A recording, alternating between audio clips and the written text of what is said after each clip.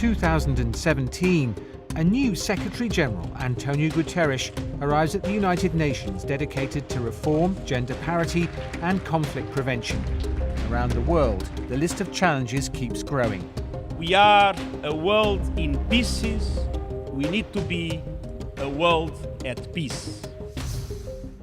The world's fastest growing refugee crisis evolves in Myanmar. Driven by violence and human rights abuse, more than 600,000 stateless Rohingya fled to Bangladesh, where the fragile infrastructure is overwhelmed. The UN scaled up emergency aid and called on Myanmar to end military operations against the Rohingya. No one is winning today's wars. In Yemen, 8.5 million people are on the brink of the world's largest famine in modern times. Water and sanitation systems are all but destroyed, sparking a deadly cholera outbreak.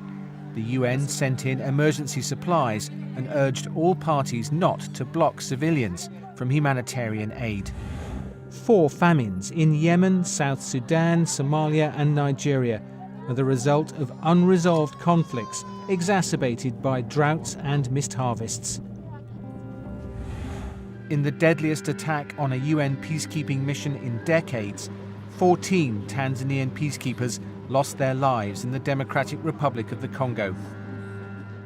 It is another indication of the enormous sacrifices made by troop-contributing countries in the service of global peace. The mission MONUSCO is the largest in the world, with a mandate to challenge armed groups who've kept their grip on the vast mineral-rich region for years. Another protracted war, Syria. 6 years of conflict have left 250,000 people dead and 5 million displaced.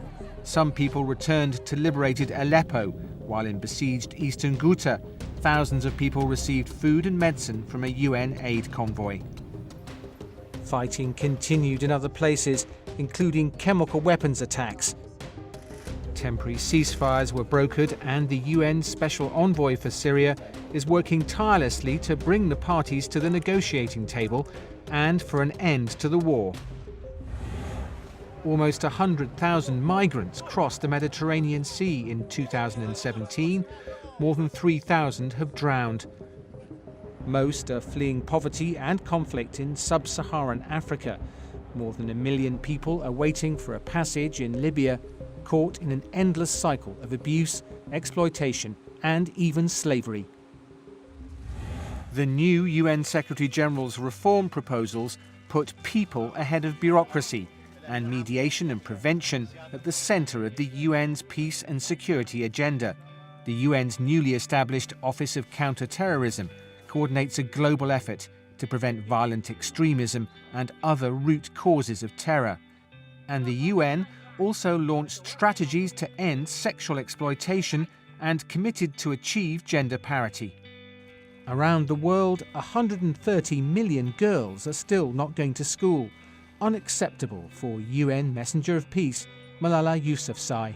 If we want to go forward, we have to give education to girls.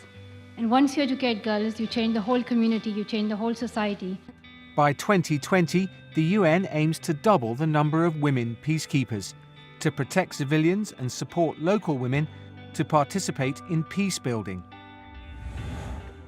Success in Colombia, where the UN mission verified the disarmament process of the last former FARC fighters, pointing the way to lasting peace in the country. Closure in The Hague. After more than 24 years, the UN's Tribunal for the Former Yugoslavia completed its work. The tribunal was the first war crimes court established by the UN and has brought more than 160 perpetrators to justice. In the last major case, the former Bosnian Serb commander, Ratko Mladic, was sentenced to life in prison for multiple counts of genocide and crimes against humanity. New nuclear and missile tests in the DPRK, otherwise known as North Korea, led to increasing tensions around the Korean peninsula and worries around the world. We must not sleepwalk our way into war. And more broadly, all countries must show greater commitment to the universal goal of a world without nuclear weapons. The UN Security Council tightened existing sanctions on North Korea. In December, the government in Pyongyang invited a UN envoy to start discussing issues of mutual concern. Meanwhile, 122 countries voted for the first ever treaty to completely prohibit nuclear weapons, a historic moment for disarmament. Waves in New York. At the Ocean Conference, member states committed to voluntary measures to protect the world's seas. Shortly after, a series of mega hurricanes cut a trail of destruction through the Caribbean. On some islands like Dominica, hardly a tree or a house was left standing. Scientists saw strong evidence that climate change magnified the strength of the storms and other natural disasters. The UN called on countries to speed up the implementation of the Paris Climate Agreement. Speeches and tasks will not solve the problem, but walk the talk is more effective.